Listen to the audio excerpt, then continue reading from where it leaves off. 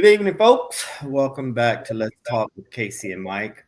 We appreciate you guys coming in and joining us yet another Wednesday night. We really do appreciate you guys. And like we said before, if you have any comments that you want to make while we are speaking, please do not hesitate to put them in there, and we will respond to them as soon as we have a break or when we can respond. We love you guys, and so tonight it's going to be a not touchy subject, but it's going to be we're going to discuss family conflict. And as I was thinking about it, a lot of different families. You have your immediate family, husband, wife. You have your brothers and sisters. You have your church family. You have some people have a work family. There are all different kinds of family, and we're going to discuss the conflict in them. Now, don't get me wrong, we could discuss conflict all night about what goes on in between, but some of what we want to talk about tonight is how to resolve or how to discuss or how to communicate when there is conflict, or what we should do when there is conflict. But before we get into it, Casey, can you tell them about February? February, we will have question and answer session for couples. So if you will go to our Gmail, send us an email of any questions that you may have for couples, anything, nothing off limits. So if you go to Let's Talk Casey Mike at gmail.com, send those questions. If you have any personal contacts with us, you can send those questions there as well.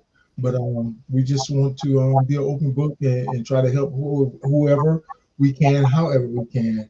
We don't know it all, of course, but who does? Who does? We have over 50 years of marriage between us. So there's a lot of things that we can help with people that are just starting off in their marriage, well into their marriage. And, I've witnessed being able to help people that were far beyond me in their marriage years. You're never too old to learn. You're never too old to learn, and you're certainly never too old to grow in your marriage.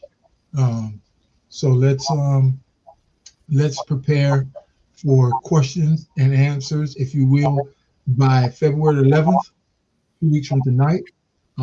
Have all your questions in. We're going to answer them, and we're going to answer them live. And if you have something live while we're on February 11th, that's leading up to Valentine's Day. So, Valentine's Day is what it is. But we should be loving and showing love and cherishing our significant other, regardless of what day it is. But send those questions. We're going to have a discussion on all of it on February 11th, if the Lord's will. All right. I appreciate it, cuz. All right, so we're going to jump right into it tonight. So let's get started by saying that anybody that says they does not have any conflict in their families, y'all lying. So that's not true. Everyone has conflict. Right. And somewhere, somehow, there is conflict. And what we do about that conflict is a lot about who we are. I will say that I have tried to grow. I think I've grown when it comes to conflict resolution. I think Casey probably knows me better than most people on this earth, but I was a very say what I gotta say what you gotta do. I'm gonna keep on going and not think twice about it. But that wasn't really resolution. That was saying what I had to say, moving on. And if you had something to say, I might sit and listen. I might not. It just depends on how I was feeling that day. But that was not right. I had to mature. I had to understand that my way was not always the right way. And when I get in conflict, you get married, you have children, you have friends, you have sisters and brothers, and conflict comes. It is a guarantee. So what I had to do was I had to become more understanding or had to realize that you ain't always right. I mean, you got, even if you think you always right, you're not always right. And that goes for everybody. So So let me ask you, yes, sir. let me interrupt. Let me ask you, what's the most difficult conflict you've had? Ooh. Ooh. I can tell you that off camera because if I say it, you're gonna know exactly who the people are. But I'm gonna give a parable. So for me, when someone does something to someone else who is unable to defend themselves or who is being taken advantage of, and I am aware of this and I have the power to change it, I lashed out the first time that I found out that the situation was going on. And so it was difficult because there are things that happen that I thought there's no way in a million years that anyone would ever think to do something that is that horrible or that is that underhanded, because we're family or your friends or whatever. No one would ever do that. And then when they did it, it took me out of who I was. I said and did some things that had been in me for many, many, many years. You know who I was in high school, and you know how I was. It took me there, and I hate to be one of those people say, "Oh, I can't tell you what it is." And I went straight to I answered the question. I went straight to the worst, because for me that was the worst thing, when someone did something to someone that I loved, and they were helpless, and the conflict became. I became angry. I became I got ugly. I got ugly, and you know what? This is not the right forum for this. And there really is no justification sometimes for the things that you do, for what not you do, for what I did. But that thing still bothers me to this day. And the things that I said and did, I probably do it again. Okay. We're not, but this is about conflict resolution. Right. And so I had to be talked down because of this particular situation. And I'm a control freak. I'm a control freak, and it's like I have to make sure that things are this. And when I am taken out of that out of the boundaries, y'all. Yeah. Oh, and I'm telling you, I think that's real for everybody. I think real conflict takes everybody to a place where they lack their normal amount of patience. They lack their normal amount of self-control. Sometimes they lack their normal amount of morals. When there's real conflict, yeah. You do things, whether that's a parent, whether it's a sibling, whether it's a spouse, whether it's a child, whether it's coworkers, neighbors, you name it. Conflict, depending on the day it is, depending on what I've already dealt with before the conflict arises, a lot of it has to do with what I'm already dealing with, what I'm already just keeping suppressed, what I'm not saying, what I'm not letting go. And then here comes that boom, and all of the conflict that I have everywhere else comes out on this one particular conflict. There are a lot of people in our lives, and they cause a lot of the conflict. We cause a lot of the conflict. Yes, absolutely. The resolution for me comes when, like I heard you say, you would do it again. You would likely do it again, depending on what it was. And nobody needs to know that but you. But and whoever that person you had the conflict with.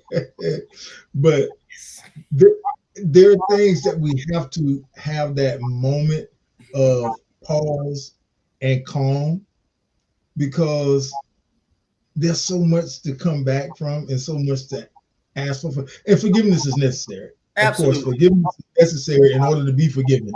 Absolutely. So we all know that. So there is a part of me when you said be calm and collect. So sometimes the worst of me is when I am calm and collect. And let me tell you why. Let me tell you why that is. Because when I'm calm and I have time to think, we're supposed to be positive. I know we're supposed to be positive. It's probably worse. I become a word, and I will tell you this, because I've had conflict in my life. You've had conflict in your life. We have dealt with things. I have dealt with relationships falling apart. I've dealt with horrible things. I have. This particular thing it blew my mind, and I'm just like, who could ever do something like that? Who would do this? And so me being calm or whatever, I start to like, okay, all right.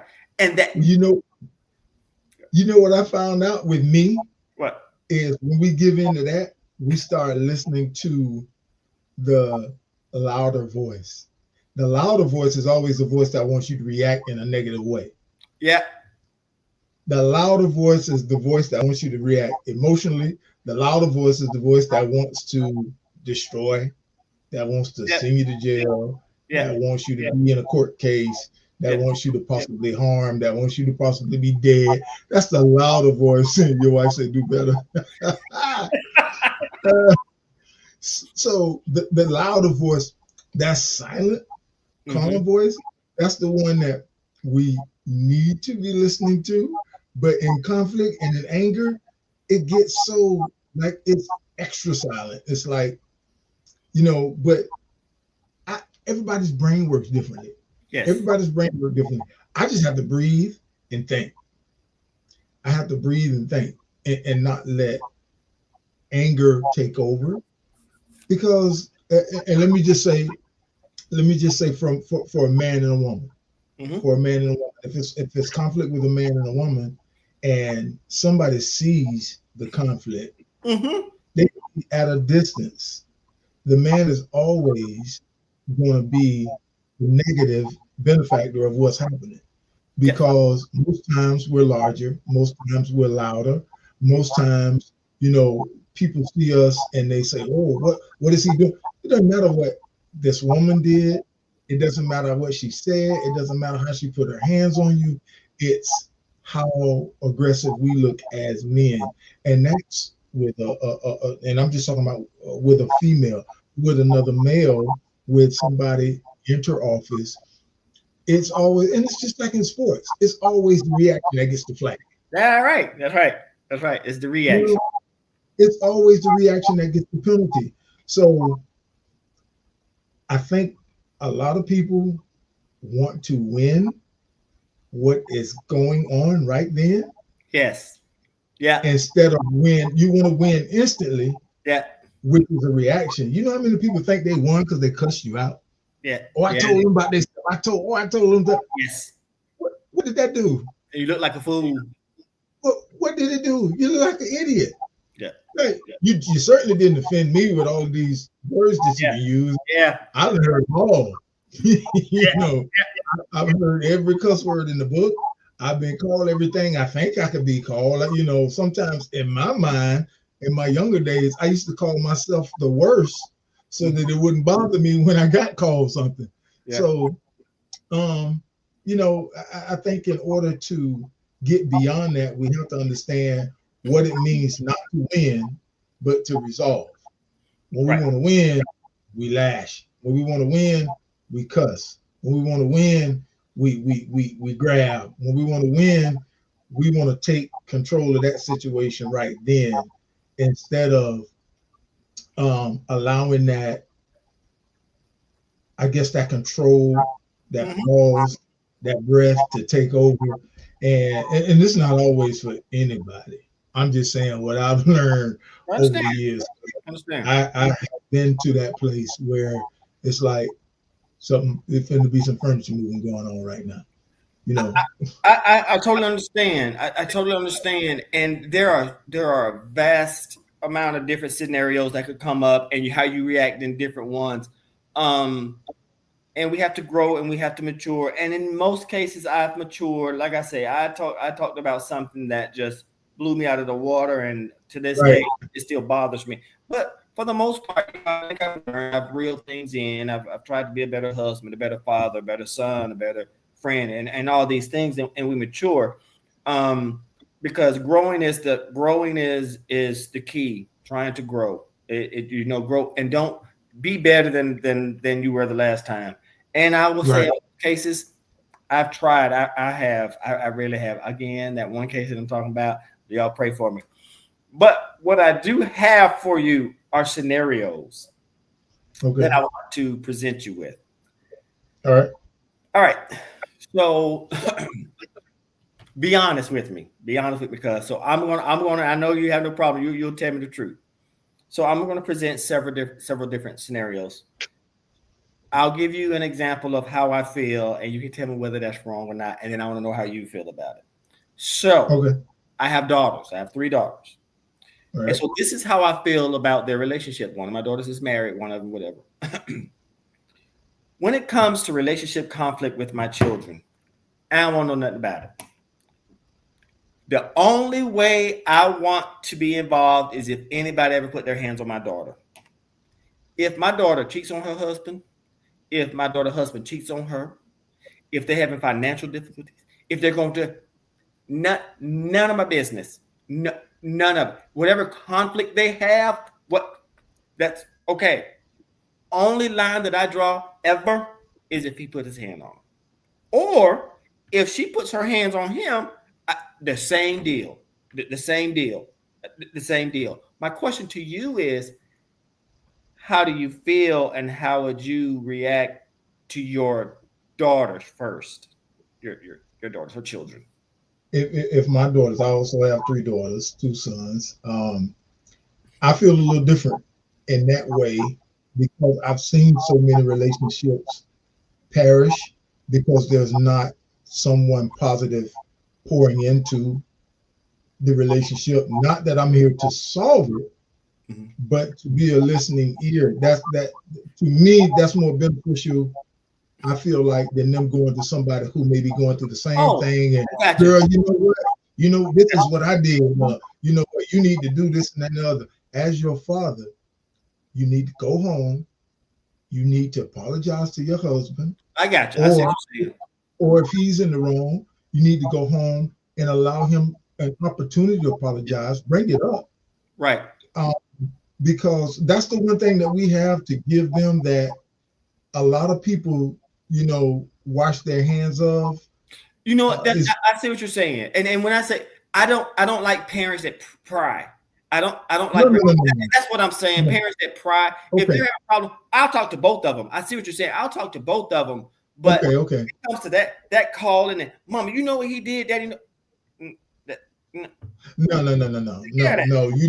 need to go talk to your husband. Yes. Don't call here with that. Me and your mama got enough going on. Yes. We trying to prepare for our next phase in life. Yes. So you know what? You need to go work it out. Don't complain. I don't want to not be a listening ear. Right. But when it's complaining, when it's bashing, when there's anything of negativity, and I tell my son-in-laws that, don't allow that. Yeah, right.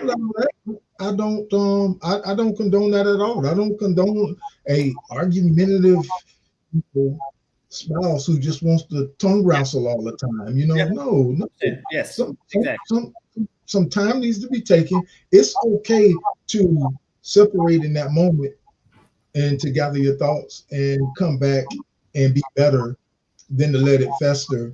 But I'd much rather have either of them, son-in-laws or daughters, come to me or my wife and say, hey, this, I got this going on. I ask my son-in-law at any point, hey, you okay? Y'all got things, y'all working things through and everything is fine, right? Yes. Yeah. I mean, because I just want to make sure. Yeah, no, I understand that. Absolutely. And that, I'm sorry, go ahead. No, I was just going to say, if we're not honest, there's no way we can help them. Very true, and I totally get it. I guess what I was saying was, I don't want my daughter calling me saying, you know what he did. Don't tell me what he did, and then him calling saying, you know what she did. No, y'all take care of that. Yeah. No. I totally agree with you on that. Yeah. That stays in house. Yes. You know how we grew up, though. We grew up, what happened in these four walls stays in these four walls. That's right. That ain't always true. Yeah. That ain't always true, because there could be molestation going on in them four walls. Yes. There could be a lot of things going on in them four walls that if mom and dad ain't gonna pay attention, or if my husband ain't gonna pay, somebody needs to know. So, but just calling to bash the other. Yeah.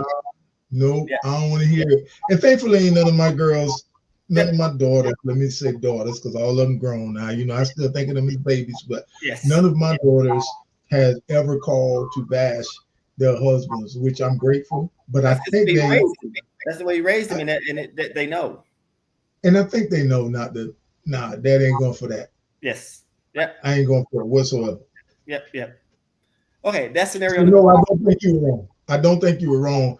Initially, I got the information a little twisted on what you were saying, but no, because I mean that's how I said it, but I didn't mean it like that. But you were right. That's how I said it. But I meant the whole bashing thing. So this one is a little bit more intricate when it comes to relationships. Let's say that you have a friend. Let's say that you go to church and you have a friend, or go to wherever you go, and you know that he's beating his wife. What do you do? What is the responsibility? The responsibility, if he's a friend, is stuck to him. Okay. Not embarrass him, not get all in his business, but iron sharpens iron. Right. If you're my friend, that means I love you. Right. And I'm not going to love anybody I'm not going to be in a relationship with a friend, coworker, anybody that I'm afraid or walking on eggshells to correct. Mm-hmm. Love is correction, right? Right. Absolutely, it is. So no, if I know that, if I know it, right. But I'm also not going to act like I don't see it if I know it either. Right. But if I know for a fact that this is going on, hey, bro, let's chop it up for a minute, man. At the end of the day, if you don't do nothing but go get some help, like, are you can't control your anger that much where you got to put your hands on this woman, your wife, and probably the mother of your children. So yeah, go get some help. Take a break. Maybe y'all need to separate for a minute. I don't want to tell people to split. That's not what I'm saying. But separate for a minute. Maybe you should go and stay with your brother for a minute and let your wife stay at the house and y'all agree. Because the only way you can fix anything is if both people want it to work. Very true. Very true. If both people want it to work. So if I got a homie, friend, coworker, church friend, whatever we want to call them, brother, whoever. Yeah, I'm stepping to it. If you ever hit Tommy, I'm stepping to you, because I ain't gonna put hands on you. I appreciate it, and that I think it goes on. And first of all, I appreciate it because I know that you would. If you ever got wind of that, You hit Tanya, did you? Girl, mind your business. Hey, Casey, my mama and my brothers would take me out if I ever sniffed them. My brothers love me. First of all, Tanya probably would.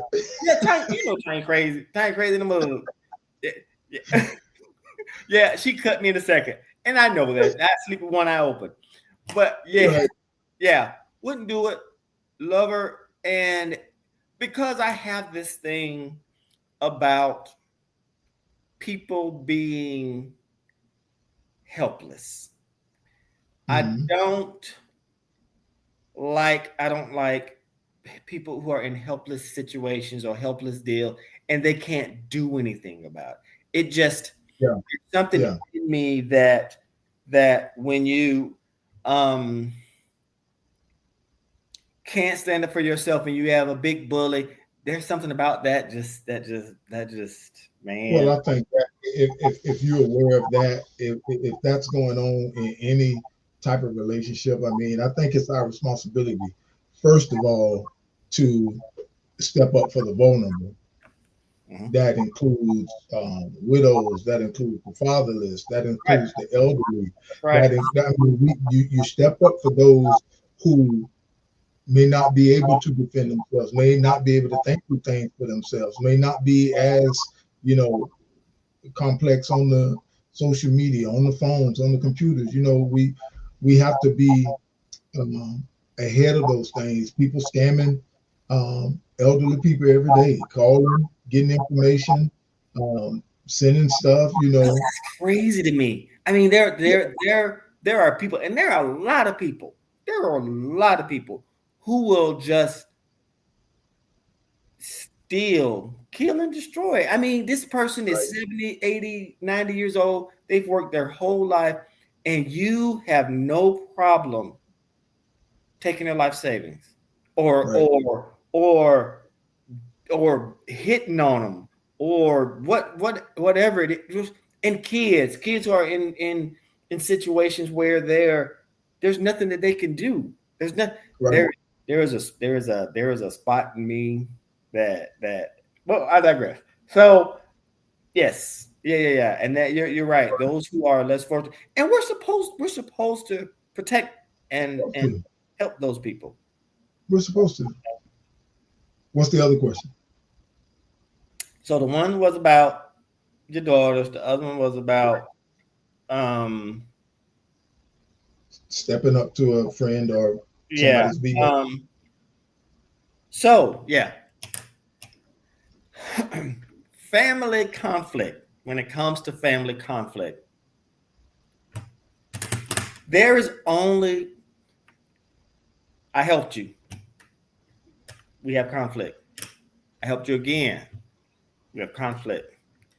I helped you again. We have conflict.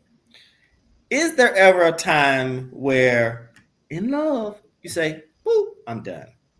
I'm done. Here for you, love you, but I'm not." Yeah. It's like oh, this is a bad term, but biting the hand if you. We keep doing these things, and I'll help you. Okay, you're gonna treat me like dirt. Okay, but I'm gonna help you, but you treat me like dirt. But I'm gonna help you, and then you just cut it off, and then you become the bad guy. No, you're not the bad guy. Everybody gives the cliche definition. Well, it's not cliche; it's the actual definition. But insanity. That's right. Yeah. Forgiveness should never run out. Being a fool for someone who you know is going to take you for a fool. That's now I'm being ignorant. Now I'm being ignorant because I'm going to get the short end of the stick. There's certain things you have to do. You can still help people without helping them the way they want to be helped. Okay. A lot of people want a freebie. A lot of people want money. Yep. A lot of people want things from you. Yep. But when you really want help, advice, that's help. What's wrong with some good advice? Because you came to me with this problem or a similar problem not long ago. So here's some advice. I think at a certain point you have to stop. What does the scripture tell us about not wanting to take the word of God when you out and you spreading the gospel? The Bible says, and I'm paraphrasing, dust off your feet. Don't even bring the dust from the city with you. At a certain point, okay, I'm done. Yeah. I'm done. I love you. Yeah. I will always be an ear for you. I will help you how I see fit to help you, but I won't help you with money. Like I've helped people before with money, and they, of course, got over, and they'll call back with a need for money. No, what I'll do is I'll come give you a ride, but I won't give you no money. Me and you and money, we're done. All right. But Let me pause you for a sec. Let me pause you for a sec.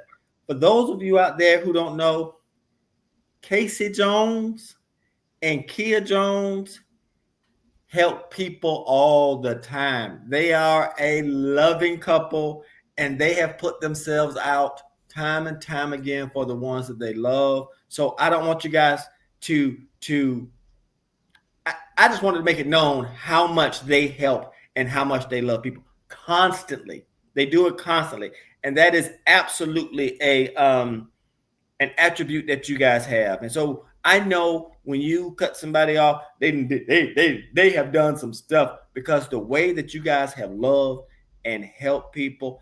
I mean, family, people outside of the family. I just want people to know what kind of people you guys are because it is absolutely mind-boggling to if people don't really know you guys. I know you. I've known you for many, many years, and the way that you guys have helped people is just amazing. I just wanted to pause because when people do things like that, if they had more people like you and Kia and your family, it would things would be a whole lot better. And I know it's not always easy when you're helping people and when you're doing those things, but you guys have sacrificed, and I just want to make it known what kind of people you guys are. I know you feel uncomfortable with me doing this, but I just want every people to know. very, yeah, I was about to mute the screen, but I saw that in your face. You're like, is he gonna stop? Is he gonna stop this? But I just want to be known. You guys are good people. So I, all of that comes from God. All of that comes from God because what we have always said was if God blesses us with anything, we will always be a blessing to anybody else. That don't mean you won't get cut off. yeah. But nobody's ever cut out. Right. You just cut off. There's a difference. That's right. There's a cut off and cut off out. It's a difference. That's right. That's right. I help people who cuss me out before. I help people who threaten physical harm. I help men. Hey, look, it is what it is. Look, I can look past probably 98.5% of the offenses in life. Mm-hmm. I will have a hard time with the other percent and a half, but it is what it is. And that's just because I think you and I talk, so you know a lot of the things, and even the things that we haven't talked about. I don't know how you found out about some of the stuff, but I think everybody for the most part has that in them. We givers, sharers. It's God's grace, and we'd be wrong to not give that grace to others. But I do feel like there is. Am I echoing? A little bit. I think I am too. Actually, it feels like I am too. Yeah, I think echoing. But hey, we almost done now. So. Yeah. All right. But I mean, I see some good comments too. I see Jamal say absolutely guidance is the best gift if people are willing to use it versus asking to be taken care of. I call this the independent syndrome. Yeah, that's a good one. Boundaries, Sherelle, boundaries. You have to have them. That is key. That is key in every relationship. It doesn't matter what relationship you're in. That is key. We have to have those boundaries, and we talked about that in some of the earlier shows, and we're gonna go in depth on some more. But as Michael started the conversation tonight with February 11th, those who didn't hear, February 11th, we're going to have question and answers for couples, no matter what it is. It doesn't matter what it involves. We're gonna just be talking. We are not professionals. We don't know it all, but we know a lot. We know a lot. So things that people, I've dealt with folk that I thought was very, very,